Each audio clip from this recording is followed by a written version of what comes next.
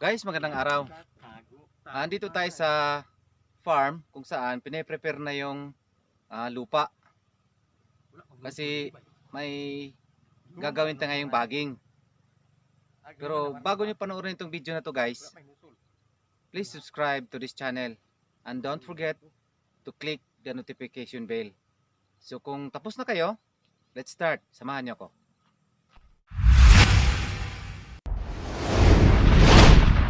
Guys, mag-uumpisa na tayong mag-bagging.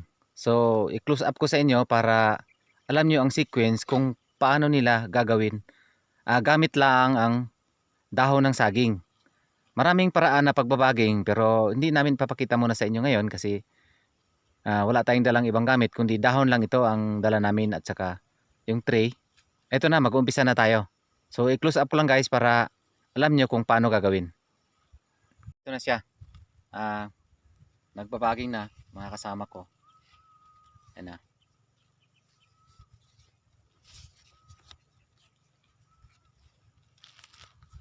Yan, lagyan ng lupa. Iskot lupa. Ganito.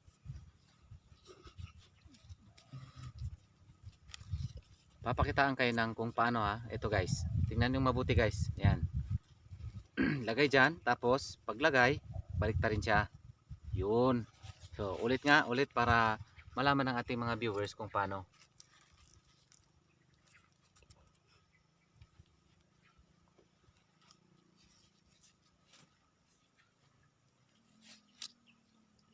Ayun. So ganun lang kasimple guys. Unang-una, ganito guys ang bundle, 100 pieces to. Kaya nakailang bundle siya dito. 1, 2, 3, 4, 5,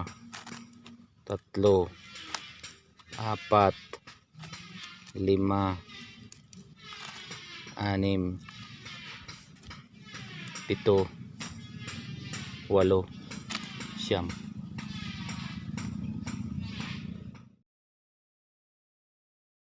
Ito na yung itatanim natin. Kasi malaki na yung matis na itatanim natin. Tamang-tama na talaga siya sa edad. Ayan. So nakaka-cover siya ng net. Pag naglukong naman kayo, ayan, o binuksan nyo na yung mga bagging ninyo, lagyan nyo na ng net. Ganyan. Para hindi siya pasukan ng manok. Pag malakas ang ulan, hindi naman malakas ang ulan na diretso sa dahon. Kaya sa bagging natin, para tatalon yung mga buto o kaya mamamatay yung ating mga tanim. Okay guys, tulad nito, piliin nyo lang yung itong medyo matangkad na. Yung mga maliliit pa, pag may mortality, yun na lang natin, itanim ulit pag may namatay. Tulad yan may mga maliliit pa, baga may iwan muna sila, hindi mo na sila itanim kasi pang pang dagdag na lang.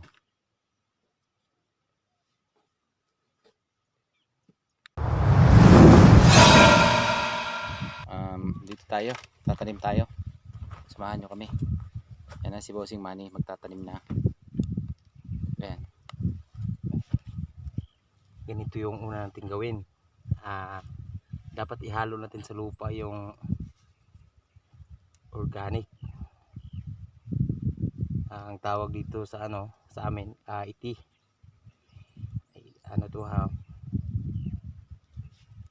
Pagkatapos ihalo, lagyan ng seedlings. Ayan. Okay.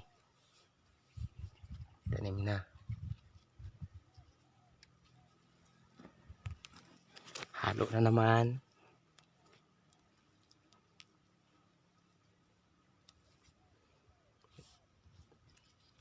Hubaran ng dahon pagkatapos itanim. Ayan. May kunti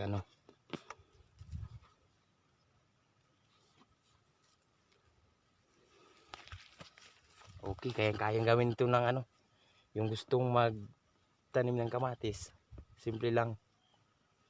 Ganito lang yung gawin. Dapat ihalo ng mabuti.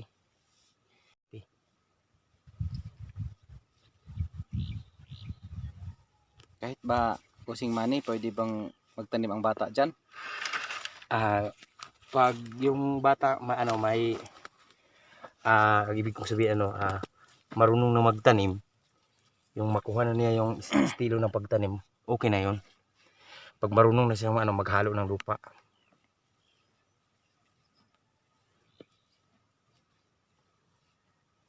Dapat ba Bossing Manny ay organic lang ang ilagay? Pwede rin haluan ng abono? Pwede rin haluan ng abono. Ano bang klaseng abono po ang pwedeng ihalo natin dyan? Complete yung tinatawag nilang triple protein.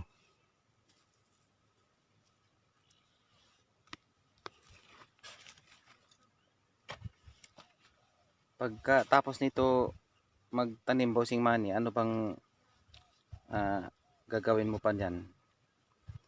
Diligan ba siya o sprayan pa ba? Hindi na. Pag hindi umulan ng 2 araw, didiligan natin kasi yung similya ganito mangyari doon. Ganito yung seeds niya na medyo basa. Ready na yun itanim. Pero pag ugal lang siya, hindi yun pwede. Katulad nito. Wala ng tubig, tuyong-tuyo na. Tuyong-tuyo na, dapat basahin muna ng tubig bago mo itanim. Pero pagkatapos ngayon itanim yan, ano pang gagawin dyan? Mag-i-spray ba o bayaan na lang siya? Dapat sprayan mo muna ng yung tinatawag nilang pang-cutting. Para hindi kasi may tinatawag na yung tinatawag ng cutting sa amin, yung malaking uod, yung maitim, Cutworm? yung tinatawag na cutworm, ayun. Pag hindi mo in-sprayan, ang gagawin nila, kakainin niyo yung puno ng kamatis. Ayun, mamamatay. Kaya pagkatapos ng pagtanim, sprayan agad. Ano pang pwede gawin dyan? Pagkatapos, pabayaan mo ng mga 2 o 3 araw, tapos sprayan mo ulit na yung pang cutworm. Yan lang. Simple lang magtanim ng kamatis.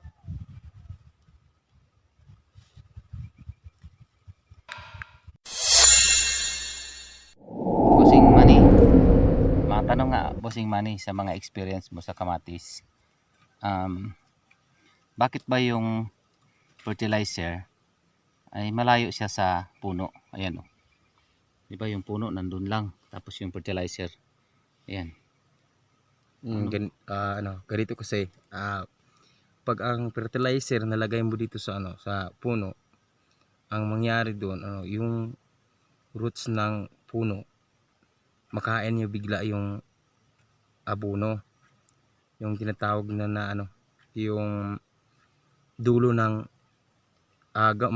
yung ugat, dapat nasa dulo din yung fertilizer, kasi doon siya kumukuha ng pagkain. Dapat tingnan mo mabuti kung nasaan yung dahon, nandun din yung dulo ng ugat niya. Doon dapat mo ilagay yung fertilizer. Kung aksidente na mailagay sa punong-puno talaga, ano mangyari sa pananim natin? Siguradong mamamatay yun, kasi masusunog siya, masusunog yung puno. Kaya dapat dapat mong malaman ng mga viewers, ganito, pag maglagay ng fertilizer, tingnan nyo mabuti, dapat may 4 na purgada sa ganitong edad ng kamatis. So ngayon naman guys, tabunan natin yung abono na nilagay, kasi hilapan nga siya. So yung nilagay nating abono dapat tabunan para naman hindi siya maanod ng ulan at hindi rin siya na-evaporate, na mapunta lang siya sa hangin, na hindi naman siya makain ng kamatis.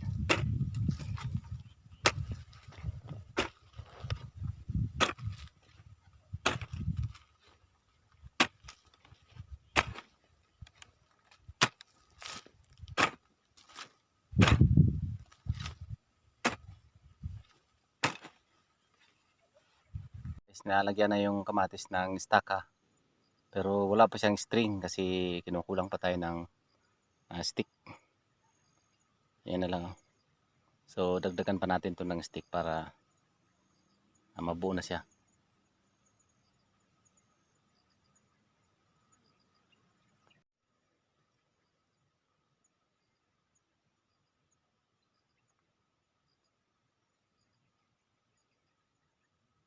Pag-harvest. So sa mga hindi pa alam kung magkano ang presyo ngayon sa market, ang presyo ngayon sa market guys ay 1,600 per box. So panalo ka na, almost double ang o triple ang presyo sa nakaraan na presyo. Kaya wala kang talo dito guys. Maha-harvest itong kamatis na to guys. Nasa 2 months lang. 2 months old maha-harvest na siya. Kung gusto mong kumita kagad, magtanim ka ng kamatis. Mabilisan ang pera dito. Guys, dagdag kaalaman lang guys. Ang para sa dahon, alam nyo naman kasi tingnan nyo lang yung mga previous video ko para sa dahon kung paano pag-green yung dahon maliban sa fertilizer na in-apply natin na hindi siya dapuin ng leaf miner ay Trigard lang talaga ang pinaka the best. Andito naman guys, makikita ninyo guys yung mga bulaklak niya nalaglag siya. Meron ditong para siyang fruit enhancer or flower enhancer siya. Pwede kayong mag-apply ng Neberol para hindi malaglag at lalong lalago ang mga bulaklak. Dadami ng dadami siya. Almost 4 times ang aabuti ng bulaklak niya na dumadami. Tandaan nyo guys Neberol. Yun ang spray nyo sa pananim yung kamatis. Guys, ito yung update natin doon sa nakaraan na trellising pa yung gawa natin. Ngayon naman, naubos na natin mag-trellis. At saka malapit na siyang i-selection. Mag-harvest malapit na, mga ilang araw na lang to, ilang days na lang, mag-harvest na yung kamatis na pinipicture natin nung nakaraan. So, kumpleto na ngayon guys, yung trellis. Meron na siyang string. Kaya siya nilagyan ng ganito guys, kasi itong puno na to, babagsak siya pag walang string. At ang distansya naman nitong stick, yung trellis niya, 1.5 meter lang siya. And then ito naman guys, tapos na to lahat ng fertilization. And then meron pa siyang dagdag ulit na fertilizer, makikita nyo dito sa screen. Ayan, dito. Yung bunga niya, ito na yung bunga, malalaki na guys Pwede na nga isang i-selection siya.